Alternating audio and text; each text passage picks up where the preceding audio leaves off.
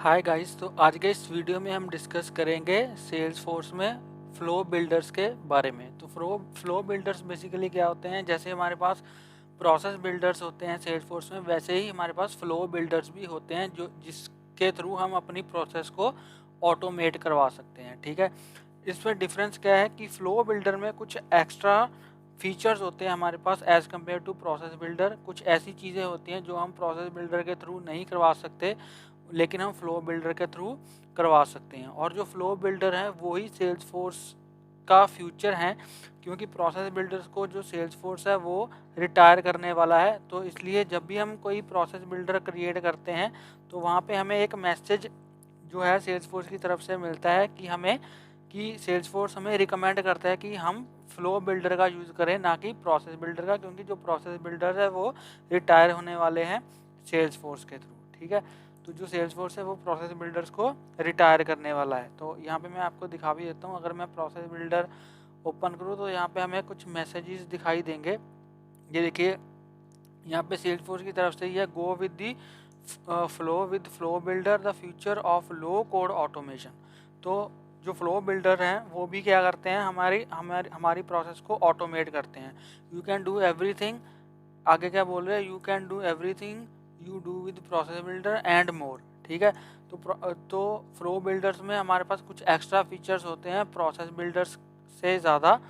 तो जो भी हम चीज़ें प्रोसेस बिल्डर से कर सकते हैं वो हम फ्लो बिल्डर से तो कर ही सकते हैं, लेकिन कुछ एक्स्ट्रा भी हैं फ्लो बिल्डर्स में फीचर जिसके थ्रू हम कुछ एक्स्ट्रा भी कर सकते हैं। ठीक है, सेल्स फोर्स आगे क्या बोल रहा है, Salesforce plans to retire process builder and recommends building automation in flow builder. ठीक है, तो ये हमें मैसेज मिलता है आज की डेट में जब हम प्रोसेस बिल्डर को क्रिएट करने का किसी न्यू प्रोसेस बिल्डर को क्रिएट करते हैं तो।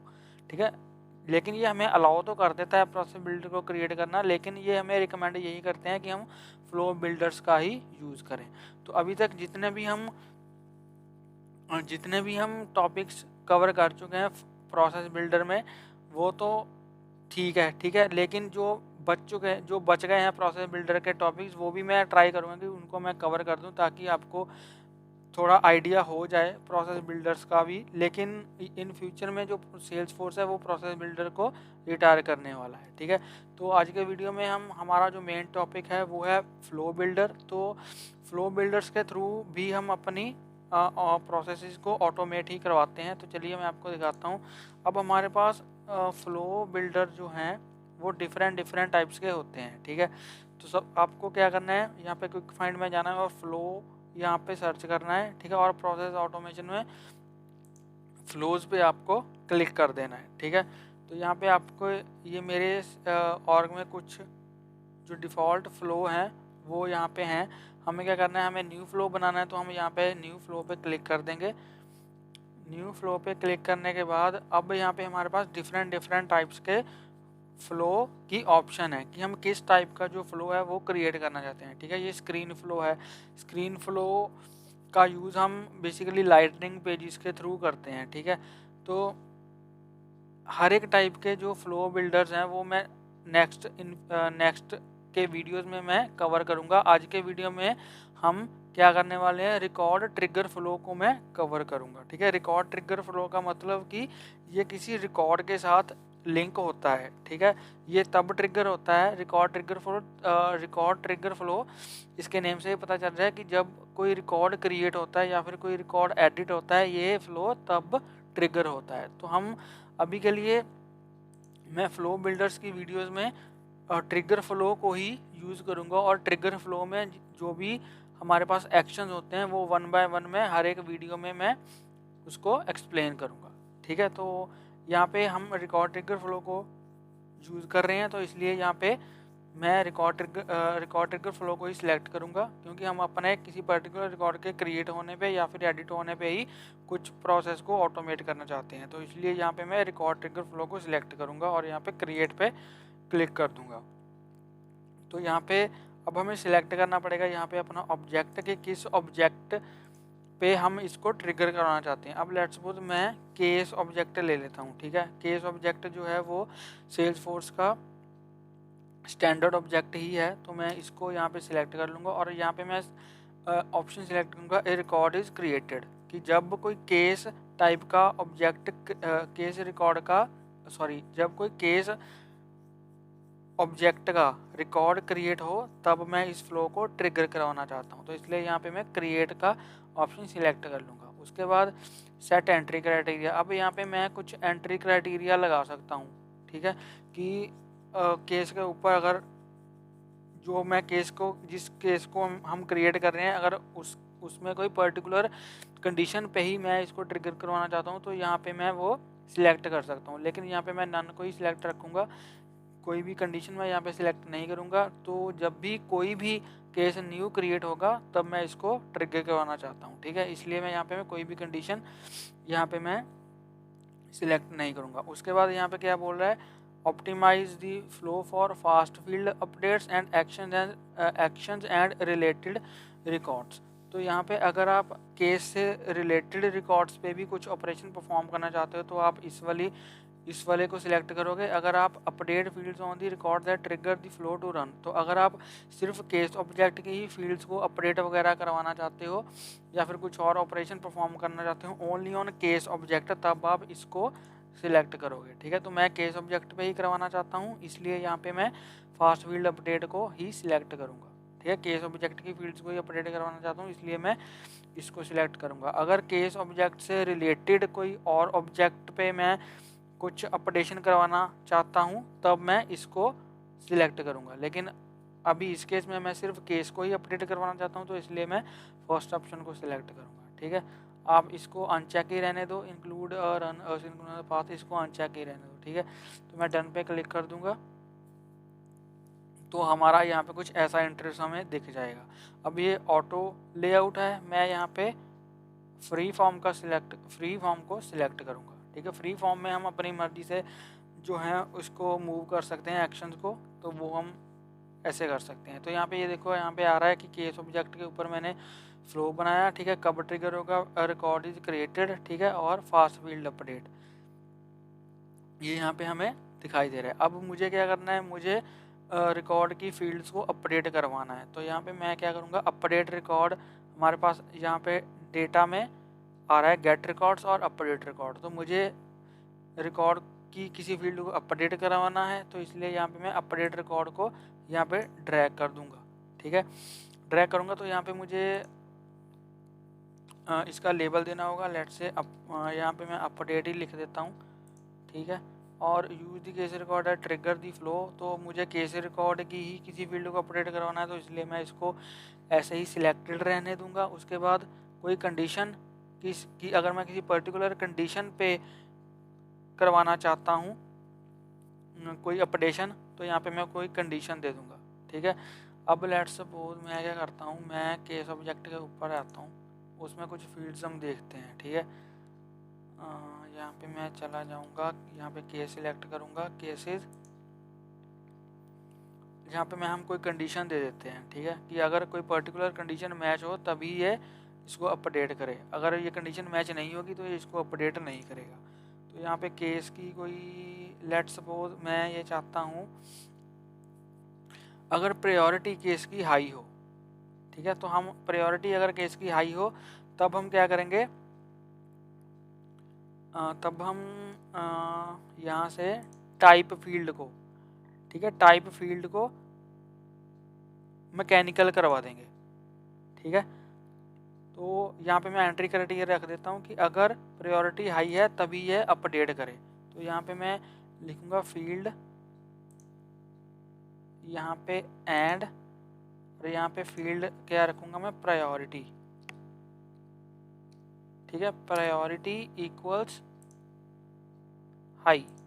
तो अगर प्रायोरिटी हाई है केस की तभी हम फील्ड को अपडेट करवाना चाहते हैं, ठीक है। कौन सी फील्ड को अपडेट करवाएंगे, कौन सी फील्ड को करवाएंगे,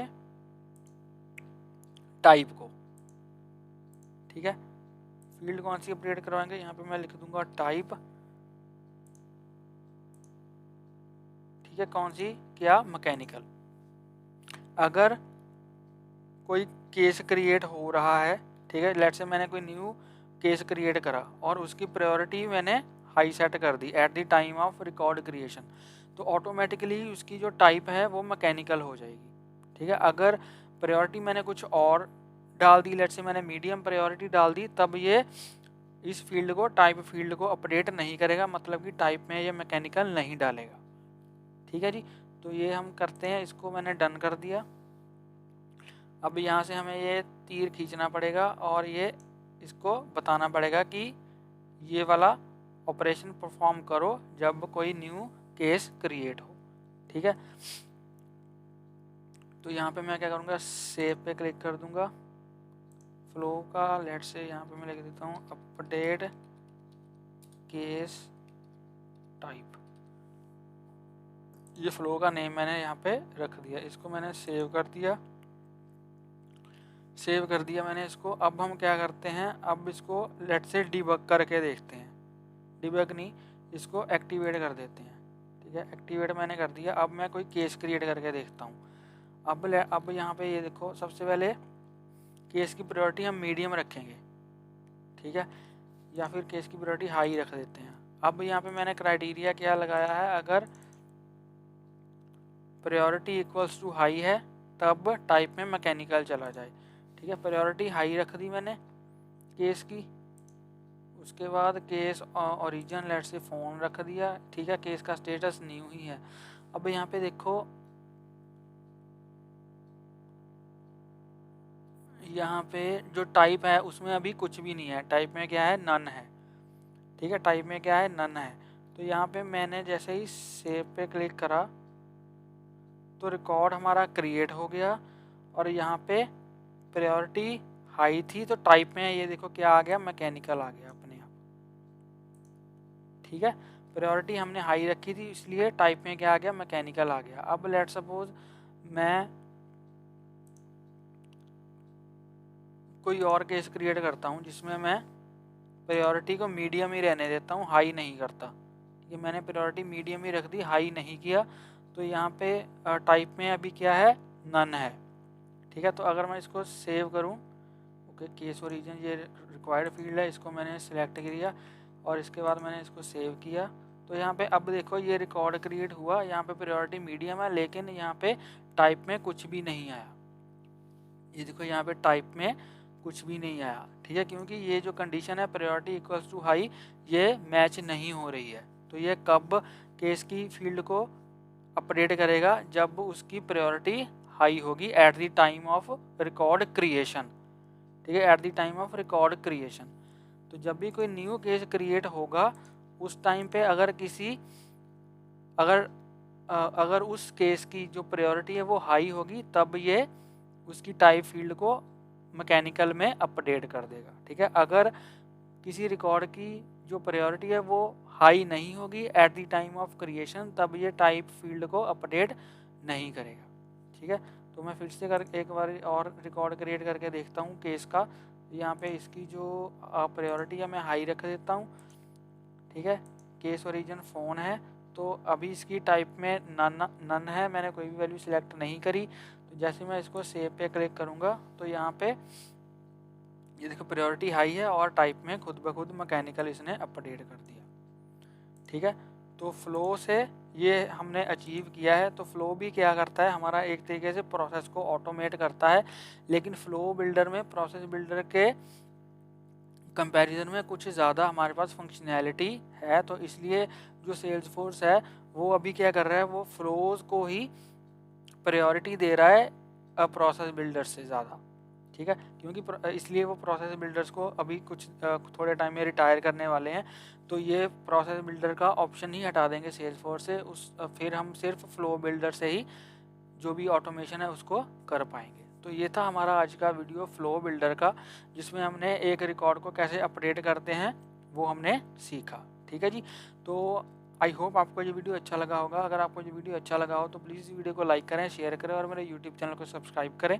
और अगर आपको इसमें कोई भी डाउट हो आप मुझे कमेंट सेक्शन में पूछ सकते हो। और प्लीज़ बेल आइकन को हिट कर लेना ताकि मेरी लेटेस्ट वीडियोज़ की नोटिफिकेशन आपको मिलती रहें और आपसे कोई भी वीडियो मिस ना हो। तो मिलते हैं एक नई वीडियो में एक नए टॉपिक के साथ। तब तक के लिए हंसते रहिए, मुस्कुराते रहिए, सीखते रहिए और सिखाते रहिए। Thank you for watching.